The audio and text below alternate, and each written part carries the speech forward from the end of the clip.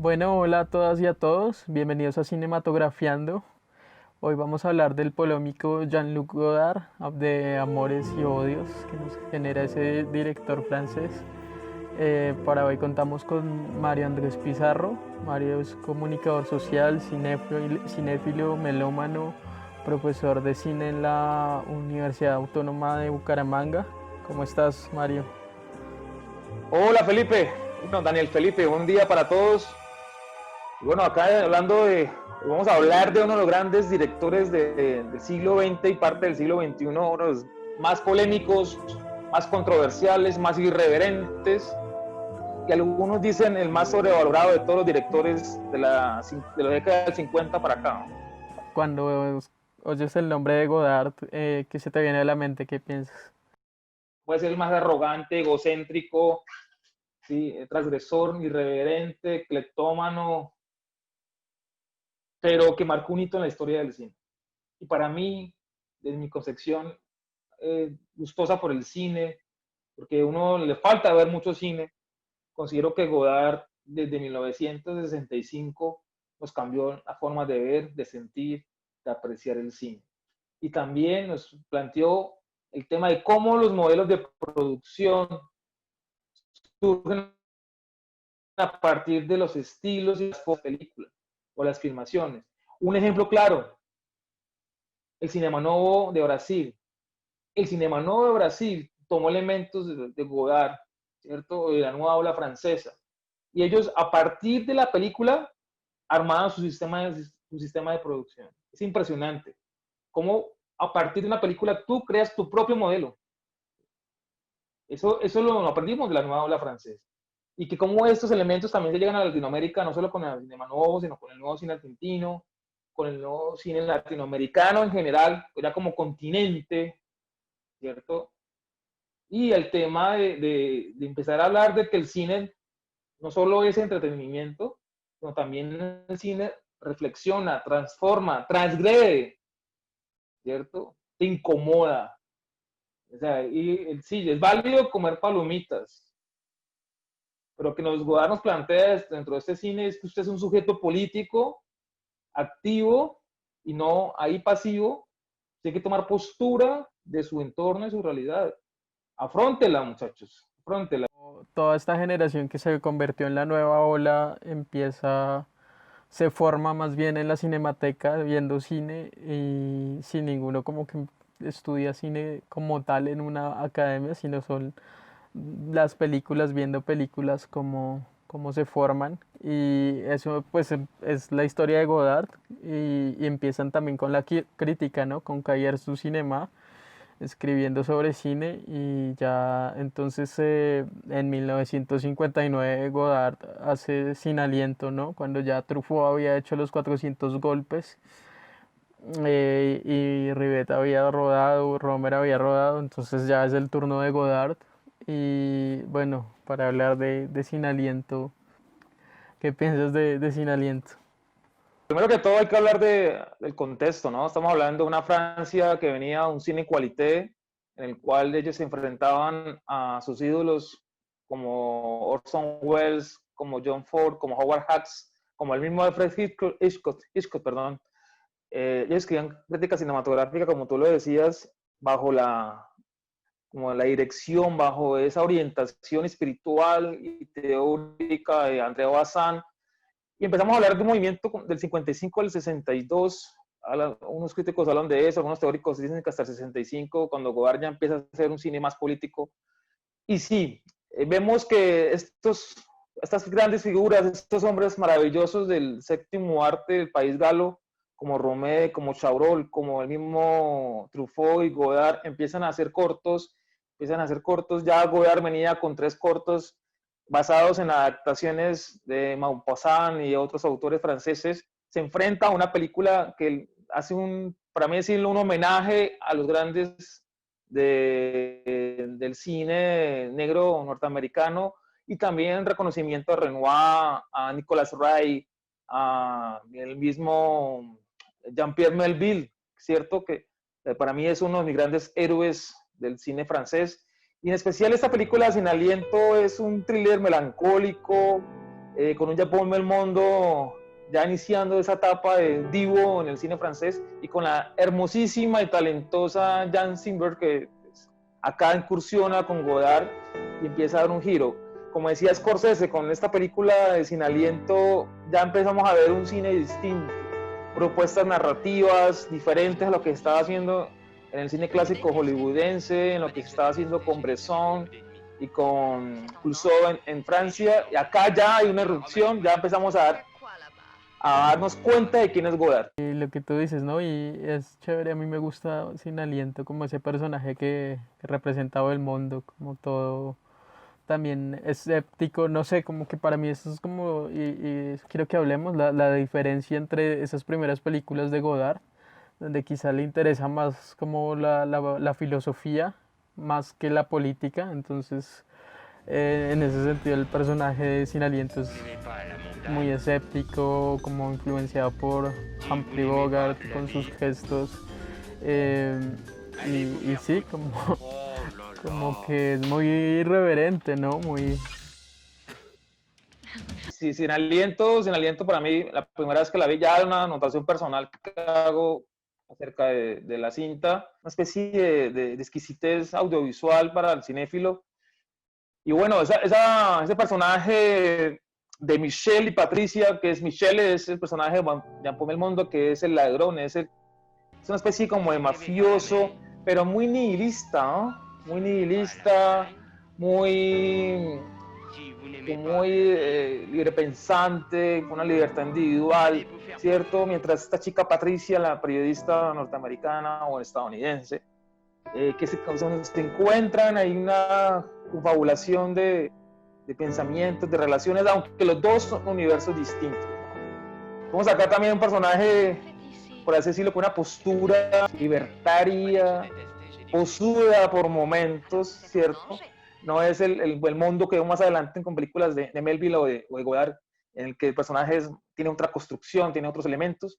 Acá el personaje me parece a mí que es como un fantochín, ¿no? Un fantoche, entre comillas, esa palabra, tipo tiene una postura que no es, ¿sí? Mientras la inocencia de Patricia, con la experiencia de este señor Michel, pues hace una historia bellísima, ¿no? Una historia muy particular que traspasa la historia del cine, que trasciende en los años y sigue siendo una película de culto.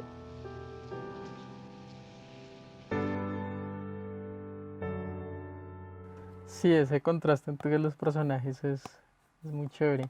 También, claro, se vuelve también cinematográfica.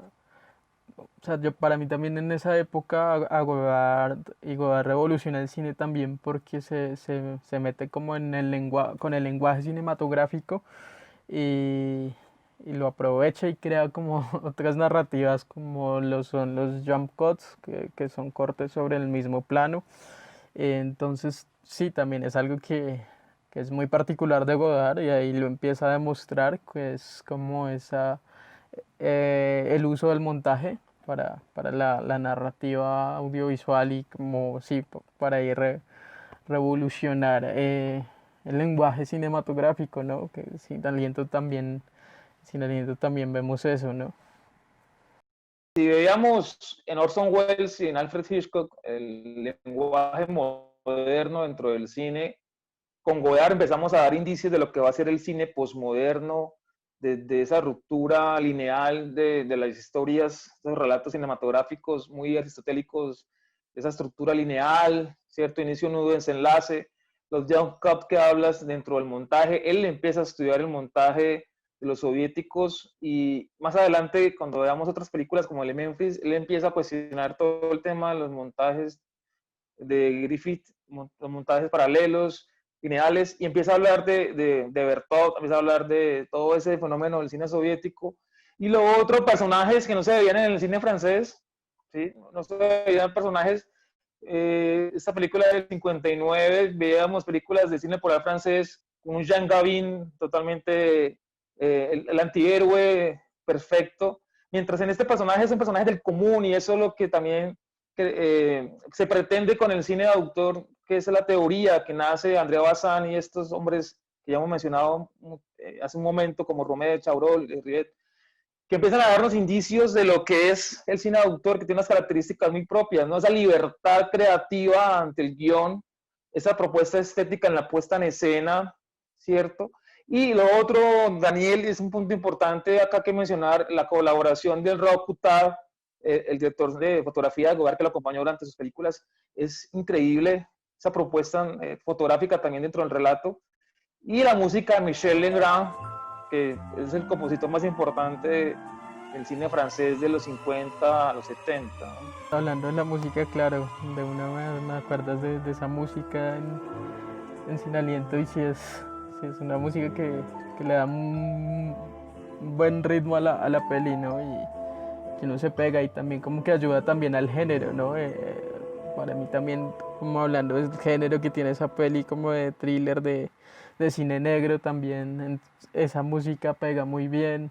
Sí, la característica del personaje con sus gafas oscuras, el abrigo, el cigarrillo también, sí es esos tintes de cine negro, ¿no? Pero también los diálogos, ¿no? Para mí como la construcción de los diálogos en las películas de Godard también es muy buena, ¿no? Son unos diálogos muy buenos donde también, bueno, y ahí está otro elemento que me parece importante del cine de Godard y es la intertextualidad, ¿no? Siempre, pues ahora que me haces pensar en los diálogos, es siempre remitiendo a la filosofía, remitiendo a la literatura. En este caso remite, me acuerdo, a Faulkner varias veces, entonces sí es chévere también eso de Godard, ¿no? Ese elemento que hablaste narrativo dentro del cine contemporáneo o el cine posmoderno, que es la intertextualidad, da referencias culturales que, por ejemplo, en el caso, un ejemplo en particular, Woody Allen lo hace todo el tiempo, Wes Anderson ya en el cine de hoy, ya del siglo XXI, y Godard, sí, Faulkner, ¿no? Cuando le pregunta a Patricia, a Michelle, ¿conoces a William Faulkner? Entonces el tipo dice, otro que te acostaste, algo así, ¿no? Entonces, no, debes leerlo, debes conocer. Sí, ahí ves a Godard, empieza a darnos referencias literarias, es un hombre, un lector voraz, un crítico musical, porque es otro elemento importante, Daniel, y es que Godard más que es un cinéfilo, porque él dice que no fue tan cinéfilo como lo fue Romé, como lo fue Truffaut, él estudió mucho la música y eso lo vamos a ver más adelante en otras películas cuando empieza a darnos cabida a lo que va a hacer Godard durante los 60 y lo que va a hacer en el 70 ya con el cine ensayo. Pero en especial, Godard es un experto en ópera. Tú escuchas a Godard hablar de música y es una exquisitez, o sea, como hablar de literatura. Y lo otro ya empieza también a tener relación con su particularidad dentro del cine, que es el lenguaje. Godard, al hablar de Godard también hay que hablar del lenguaje. Cuando tú me preguntabas, cuando hablas de Godard, ¿qué piensas? Yo pienso también en el lenguaje, ¿sí? Un poco de lo que planteaba Derrida, esa filosofía de desconstrucción del texto, lo que tiene que ver también con esas referencias de Bertolt Brecht también, ¿sí? Cómo romper la cuarta pared dentro de lo que es mirar frente a la cámara, ese actor y darnos pie esa interacción entre el espectador y el actuante, ¿no? Es muy importante lo que acabas de decir, o sea, la importancia de la filosofía en Derrida, ¿sí? Dentro de lo que es el ensayo de Montaigne, hasta el teatro de Brecht, pasando por Beethoven, Michel Legrand, pasando por sus amores y odios de películas, porque él habla de directores que nos marcaron un hito dentro del cine, como Nicolas Ray, que para mí es otro héroe personal del cine, y acá aparece también Melville, ¿no? Jean-Pierre Melville, que pues, para mí es uno de los grandes directores del cine francés, el samurái, con este actor Alain Delon, ¿sí? Y lo que significa Melville dentro de la película también, ¿no? O sea, es un homenaje, para mí esta película es un homenaje para resumir todo lo que hemos hablado, para mí es un homenaje. Es claro lo que nos interpreta o nos quiere manifestar Godard contra su discurso cinematográfico, desde ese pensamiento del cine, es lo que va a venir. Esa irrupción del lenguaje cinematográfico lo está readaptando y ya empezamos a dar indicios de lo que va a ser Godard más adelante en el 60. Cómo va a evolucionar, entonces, exacto, hablando de ese Godard, cómo va a evolucionar su cine, digamos. Pues lo que te había mencionado, de que para mí, digamos, en estos comienzos tiene intereses más filosóficos, hablando de su narrativa, y que poco a poco va a tener tintes más políticos, ¿no? Pero vos, ¿cómo ves esa evolución de Godard? Godard es un irreverente, es un cleptómano, porque hay una historia muy particular. Él tuvo muchos problemas por su cleptomanía y él tiene una frase muy bella que dice: roba, y si vas a robar, roba lo mejor. Godard en sí es un tipo muy habilidoso, es un lector voraz, como te lo dije, melómano, no tan cinéfilo, ¿sabes? Que me parece que Godard tiene ciertos gustos, no como Truffaut, que amaba a Hitchcock, mientras Godard tiene a ciertos directores como menos referenciales dentro del ámbito francés o el ámbito norteamericano. Godard empieza a darnos unos hilos de lo que va a ser la filosofía un poco nihilista, y ya en el 60, con ese tema de lo que fue el neomarxismo, cuando Godard viaja a la China, se encuentra con el maoísmo, luego cuando funda el grupo Siga Bertop, que hace documentales en Inglaterra, en Italia, es más, llegan a Colombia también a grabar ciertos documentales, también la figura política de Guy Debord, ¿cierto? El situacionismo francés, todo eso a Godard empieza a llamarle la atención, empieza a adaptar ciertos elementos ideológicos en sus películas, y como está planteada la charla, hasta la Chinois, que creo que es el detonante de lo que fue el mayo del 68, lo que significó esta película. Y lo otro, Daniel, hay que hablar de esas dos posturas que habían en Francia dentro del existencialismo, que era Camus y Sartre, ¿no? O sea, esas dos figuras importantes, muy relevantes también dentro de lo político. Sartre era marxista, es más, Sartre viaja a Cuba, conoce a Fidel, le pide el apoyo en Argelia, en la batalla de Argelia, te acuerdas de la película Montecorvo. Y cuando empiezan estos directores, artistas, no solo directores de cine, sino también artistas plásticos, escritores, empiezan a tener como una afiliación política en ese momento, ¿no? Era el auge de la revolución cubana, era el auge del socialismo, esa expansión de la revolución rusa dentro de sus ideales socialistas, marxistas, porque vemos que ahí están los socialistas, los leninistas, los marxistas, los trotskianos, eso no vamos a meternos en esos cuentos, pero empiezan a tener posturas, eso es lo que quiero decir. O sea, cada lector empieza como a identificarse con ciertos autores, desde la filosofía hasta la misma, por así decirlo, literatura. Y un punto importante que no hemos hablado, que me parece esencial nombrarlo, Daniel, es el tema del Marguerite Duras. Cómo Marguerite Duras empieza a darnos una narrativa distinta dentro de la nueva novela francesa. Y cómo los directores como Chris Marker, Alan Resnais y hasta el mismo Godard también empiezan a tomar elementos narrativos de lo que fue Marguerite Duras. Sí, eso es importante enseñarlo. Pensando en la Chinoa, que me parece que también, pues bueno, y desde antes, obvio, tiene elementos muy pop, ¿no? O sea, se empieza también a influenciar en eso que está pasando en el arte, y los cuadros o los colores tan vivos, como que para mí pienso que ahí, por ejemplo, en la Chinoa empieza a jugar con eso. Y claro, y lo que vos dices de la influencia de Brecht está totalmente ahí, como en estos personajes que son unos actores como que tratando de romper esa cuarta pared con el espectador. Pero sí, es esa, es esa también, puesta en estética, ¿no? Puesta a nivel estético que tiene Godard. Eh, a mí me gusta mucho como, un momento en Pierrot Le Fou que está con Samuel Fuller y si ve el mundo y le pregunta qué es el cine, y él dice pues el cine es como una batalla, ¿no? Como el amor, la guerra, la violencia, el sentimiento, la emoción, ¿no? Y sí, como que ahí también está esa reflexión por el por el cine y que de alguna manera sí, sí plasma pues en esas exploraciones, ¿no? En esas primeras películas. Dentro de lo que hablas de la película Pierrot el Loco, que para mi concepción personal, cinéfila y académica, otros dirán que es Memphis, pero para mí Pierrot el Loco dividió el cine. O sea, está el 1895, el nacimiento del cine, bueno, oficialmente, con los hermanos Lumière, y para mí en 1965 está la segunda etapa del cine. Para mí, esta película es el indicio de lo que va a ser el cine posmoderno de hoy. Lo que va a ser todo lo que se ha hablado de intertextualidad, referencialidad, esa hibridación de los géneros, esa transformación de lo que tiene que ver con el montaje, ¿cierto? Esa desconstrucción del relato, ¿cierto?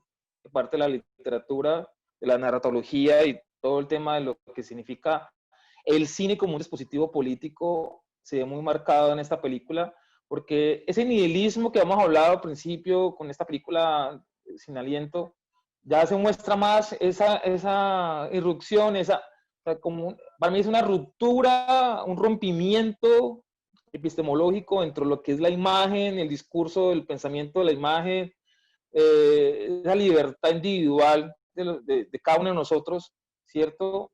Y Ana Karina, hemos hablado de Ana Karina como pieza fundamental en los relatos de Godard, su ex esposa y que lamentablemente nos dejó terrenalmente, pero que está dentro de nosotros, los cinéfilos. Esa dupla entre Jean-Paul Belmondo y Ana Karina, ¿no? Ya empieza a darnos puntos referenciales de lo que va a ser Godard, porque luego de Godard, de esa película viene Weekend, viene Alphaville, vienen otras cintas que no son tan Godard, pero que nos dan indicios también de lo que va a ser la ciencia ficción de los 80 y los 90, ¿no? O sea, para no irnos tan allá. Yo creo que mi favorita puede ser también Vivir su vida, ¿no? Que es también de ese tiempo. Y también ahí narrativamente, ¿no? Como hace 18 actos, ¿no? Una película de 18 actos, me parece. Y ahí también están esos elementos, ¿no? Que hemos hablado por lo menos del intertexto, también está, como pasa de esas comedias que son como también un poco como los tratados de amor para, para irse para un lado político, pues sí, la Chinoa que es en el 67 como con unas ideas maoístas muy fuertes y ya pues en el 68 que estaba leyendo que incluso los integrantes de la nueva ola como que sabotearon el Festival de Cannes. No, ese año pues no hubo premios ni nada, fue un festival saboteado y se volvieron incluso personas no gratas en ese momento para el festival. Y sí, como toda esa corriente política que se vivía en ese momento, ¿no? Como que para mí sí divide un poco, ¿no? Como la obra de Godard, la obra inicial de Godard para volverse una obra más contestataria, por decirlo así. Henry Langlois en la Cinemateca Francesa. La importancia de Langlois para la ola francesa, para estos chicos que ya fueron grandes maestros más adelante. Langlois, el tema de la preservación, la conservación de la memoria audiovisual francesa. También la llegada de Charles de Gaulle, bueno, el coronel que estuvo en la Segunda Guerra Mundial, que fue primer ministro, bueno, luego pasó a ser presidente de Francia. Sí, todos estos elementos de lo que fue mayo de 68, que dicen que realmente no fue como algo momentáneo, temporal, más no trascendió. O sea, ¿sí? Pero que Godard estuvo presente y la Chinoa es un precedente al tema de tomar unas armas para cambiar la sociedad. ¿Sí? Un tema muy radical que lo presenta Godard con Jean-Pierre Lioa y con Ana Karina en esta película del 67, que nos muestra ya un Godard netamente político y la influencia del libro rojo, ¿cierto? El libro rojo dentro de ese maoísmo y todo lo que tiene que ver con esa revolución cultural, ¿cierto? Y la crítica a la burguesía, porque él dice, yo soy burgués, hice cine para la burguesía, ahora soy un voluntario de un cine totalmente político. O sea, parafraseando un poco lo que Godard manifestaba en un libro que se llama Godard sobre Godard, en el tema de lo que significó él ir a la China, conocer todos esos procesos políticos y socioculturales, pues para él marcó mucho. Además, esa afiliación que tenía él por Sartre, por sus amigos también artistas, las lecturas filosóficas que tuvo él, porque realmente para nombrar un filósofo en Godard hay muchísimas referencias como literarias, ¿no? Como Godard ya convivir su vida, que para mí es una obra, Ana Karina nos muestra una realidad, una humanización, ¿cierto? Una metáfora a las situaciones de la vida, esta mujer, entre comillas, prostituta, ¿cierto? Ya Godard empieza a darnos pie de lo que va a ser sus cintas y nos damos así como saltos temporales dentro de lo que fue los 60 en Godard, 15 actos, ya empieza a darnos esa introducción a lo que va a ser esa reconstrucción del lenguaje cinematográfico, ¿no?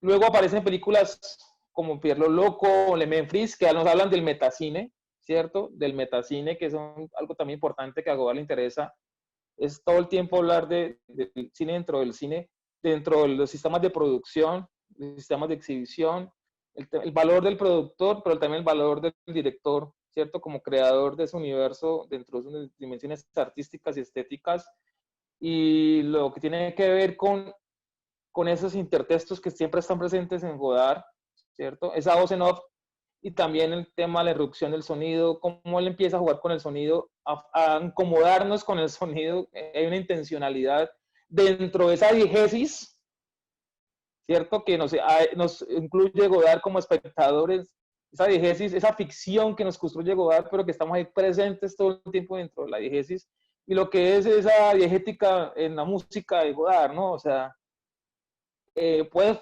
escuchar Beethoven, Wagner, pero también puedes escuchar a Michel Legrand o poner música como en Havana Part, ¿cierto? Una música muy juvenil de la época de los 60, esa relación de amigos, ¿cierto? Que también Truffaut lo hizo con Joel Saint-Jean, y ese pensamiento desde lo político por medio del cine y que los soviéticos lo utilizaron mucho, ¿sí? Desde ese montaje ideológico y ese cine dialéctico de Einstein, Budovkin, Bertov, toma elementos Godard de eso, por eso monta el grupo Siga Bertov, que es un grupo, dicen que anarquista, político. Él viajó, como te decía, a Inglaterra, viaja a Italia, a Latinoamérica, y se encuentra con realidades distintas, ¿sí? También estuvo en movimientos anti-Vietnam, ¿sí? Que también significó mucho para Godard todo ese cine.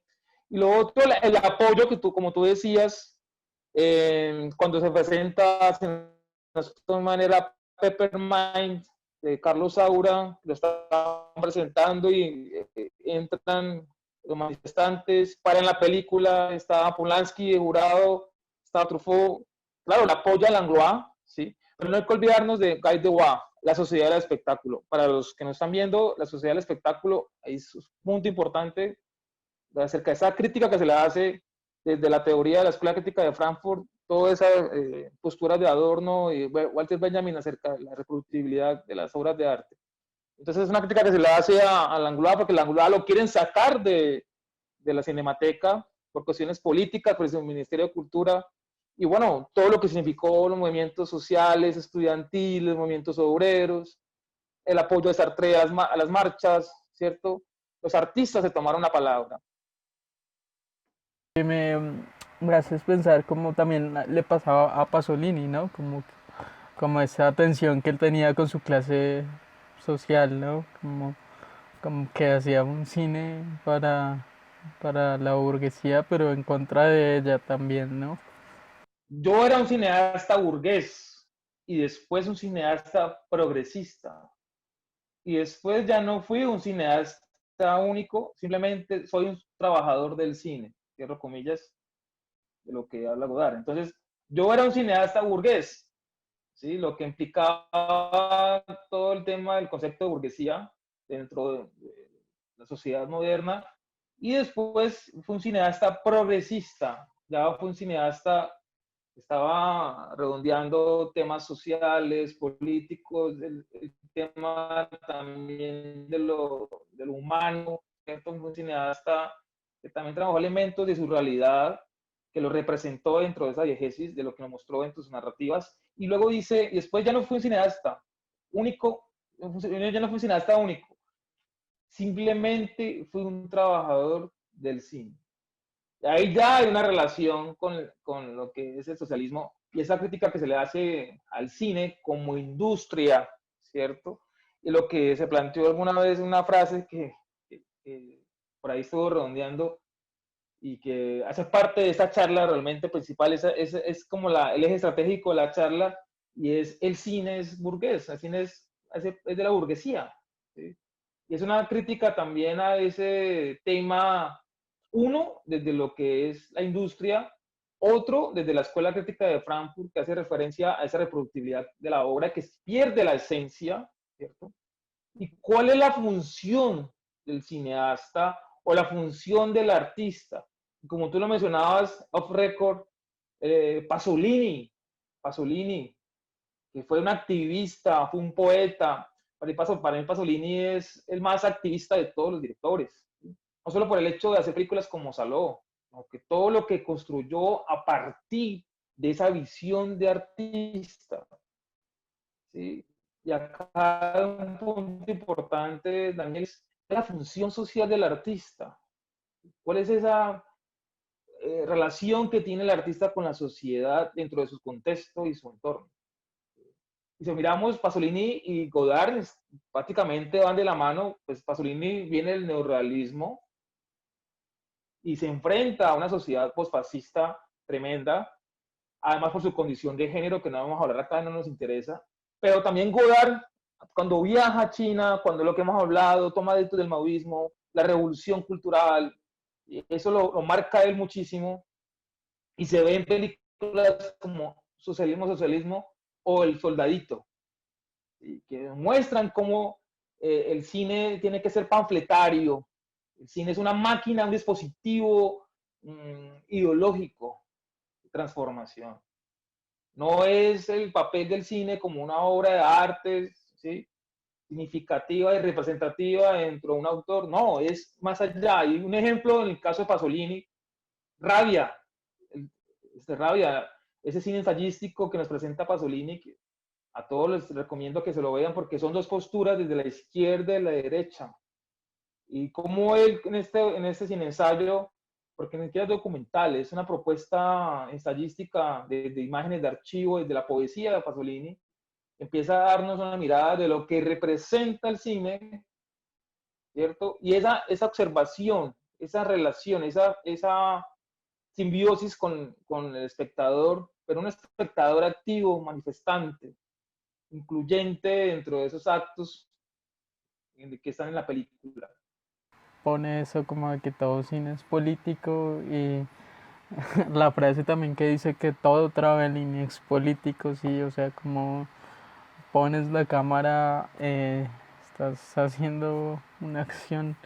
eh, y sí, ¿no? Y pues sí, volviendo a la China, como que eso dice y como que es un cine hecho para nosotros, para ustedes, hablando como en esos términos sociales, ¿no? Y siguen pues también como esas frases. Entonces en ese caso son grafitis, murales, pues, pero que también son el intertexto que usa Godard, pero con unos mensajes muy contundentes, ¿no? Eh, y sí, sí, me parece, sí me interesa como ese contraste, pero esa también posición, ¿no? Como que él dice pues que el cine también es una herramienta pues eh, política en ese sentido como que juega con el cine. A veces le digo a mis estudiantes cuando vemos Godard, ¿cómo Godard? Sí, ay, Godard, sí, montaje, sí, todo lo que significó, pero dentro de ese metatexto debe haber algo, ¿sí? Como espectador. Y por eso es que Godard muchas veces incomoda, muchas veces aburre, muchas veces no se entiende, como lo decíamos al principio, antes de comenzar esta reunión, es como cuando uno lee a Borges por primera vez. Todos nos llenaron la baba hablando de Borges, hablando de Joyce, ¿cierto? Y muchas veces no lo entendemos y pasan las escuelas de cine. Hablamos de Godard y hablamos de Godard y de Godard y de Godard, pero no le damos la significación a esos discursos, ¿sí? Creo que esos autores hay que leerlos y replantearlos también. Y hay que darles un giro. Sí, eso pasa mucho con las escuelas cuando hablamos de ciertos autores. Los nombramos, los parafraseamos, pero realmente el cine de Godard ha trascendido. Mira que han pasado más, todavía estamos hablando de Godard. Qué chévere eso de incomodar, de que incomoda, de que creo que sí es lo más revolucionario de Godard y pues en general me gusta eso de que incomoda, de que está hecho para provocar y yo también veo esa provocación ahí y sí, pero también como esa revolución con el lenguaje, lo que tú decías, con el sonido, con el montaje y cómo aprovecha esos elementos del lenguaje cinematográfico para provocar y para sí, poner una acción contundente, ¿no? ¿Qué película recomendarías tú a los que nos están viendo sobre Godard? Hombre, Daniel, esa pregunta siempre me la han hecho. ¿Qué recomendar de Godard? Yo recomendaría verlo primero de Godard. Yo recomendaría que empezáramos a ver Sin Aliento, como la primera incursión de él. Si pueden ver antes los cortos de Godard que se encuentran en YouTube. Es más, hay una película de Jack Rivers, la primera película que trabajó con Godard como actor, porque Godard también actuó y actúa también. Se llama A nosotros ¿cómo es? París nos pertenece. La traducción es París nos pertenece, Jacques Rivette, de 1960 también, una película que trabaja en Godard. Pero si vamos a hablar de ya de cinematografía de Godard, Sin Aliento es importante empezar a verla desde ese homenaje al cine negro francés o al cine negro estadounidense, o bueno, el cine polar francés o el cine negro estadounidense. Me parece que una película importante es Le Memphis, de 1963, con Brigitte Bardot y Michel Piccoli. Nos habla sobre el cine, sobre un director, un productor y también la relación de pareja. Es la reconstrucción de la película La Odisea, bueno, el texto de La Odisea. Para mí, una película bellísima de Godard es Havana Park, de 1964, algunos, aunque dicen que es del 65. Es que tengo acá varias. Y creo que con esas tres serían fundamentales. Porque ya a ver, Weekend, Alphaville, esas ya son películas más orwellianas, yo las llamo así, como más futuristas. Y ya que mencionabas a Banta Part, que ahí Tarantino le hace el guiño con su productora, ¿no? Banta Part, sí, pues otro Claro. cinéfilo que, que, que se enamoró del cine también por Godard, ¿no? Y No, Banta Part. mira, Daniel, si tú miras la influencia de Godard en el cine de hoy, muchísimo. Así como lo fue Hitchcock, como lo fue Orson Welles, como lo fue Truffaut para algunos directores, o como lo sigue siendo los clásicos como Nicolas Ray o Jacques Tati, pues Godard ha sido una influencia, pero es impresionante para el cine contemporáneo. Para el cine. Desde Apichampo, que Apichampo también, el gran director oriental, nos habla de ese cine desde lo ensayístico, también desde la memoria, ahí tiene referencias de Godard. Yo creo que todos tenemos influencias de Godard en nuestro cine. Pues la forma de ver el cine y apreciarlo, sentirlo y vivirlo. Y vivir el cine con Godard. Pues muchas gracias, Mario. Fue muy chévere escucharte y hablar de Godard, hablar de cine. Muchas Bueno, Daniel, gracias. a ustedes, Andrés, a ti, bueno, a Cinematografiando, un espacio que realmente vale la pena conservar y que sigan con esa constancia, con esa energía, con esa voluntad